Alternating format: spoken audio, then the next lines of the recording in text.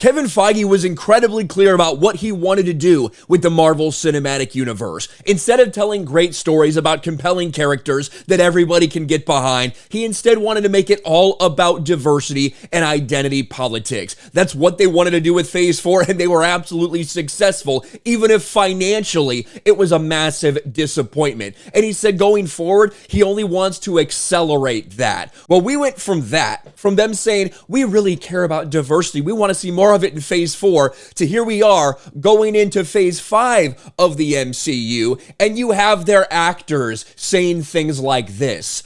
Ironheart star Zoe Tavares, Disney series will give little trans kids and trans teens something to look at and know they exist. Yes, we're talking about little children that they are excited to be influencing. Little children, little trans kids, according to this person. Now, this person is, of course, trans, non-binary. It was so stunning, so brave when this person, Zoe Tavares, got cast in the Ironheart series. And it really made a lot of people question, why are they doing things like Ironheart? Why are they doing things like America Chavez? Things that have failed time and time again in the comic book industry. Characters that were created solely for the purpose of woke identity politics that nobody liked, that everybody hated, and that failed over and over. Well, the reason they're using those characters is so they can introduce things like this. Just like Disney has been doing for a long time, Disney executive producer admits to gay agenda and adding queerness wherever she could.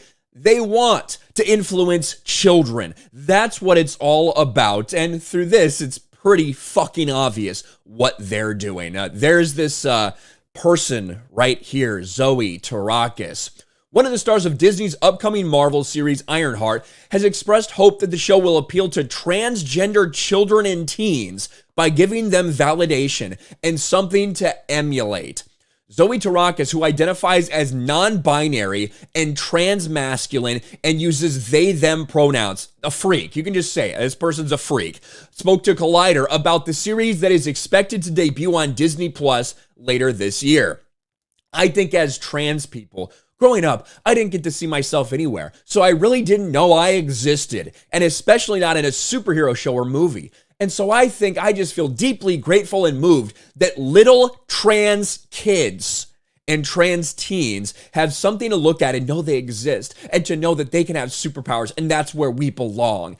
This is what the end goal is. It's to capture the ideas in the mind of these 5, 6-year-olds and convince them of something. That's what Disney's been trying to do with their programming. That's what this person is admitting to wanting to do here, to convince this person, no, you're actually trans. I know you just like to play with this toy that, you know, some boys, some girls don't like to play with. We're now going to convince you that you're trapped in the wrong body, you're born in the wrong body, and you need to mutilate yourself in order to feel comfortable in your own body. And of course, some of these pictures attached here, I'm glad this one doesn't pop up. That does show the mutilation of Zoe Tavares. That's what this image is. We're not going to show that one.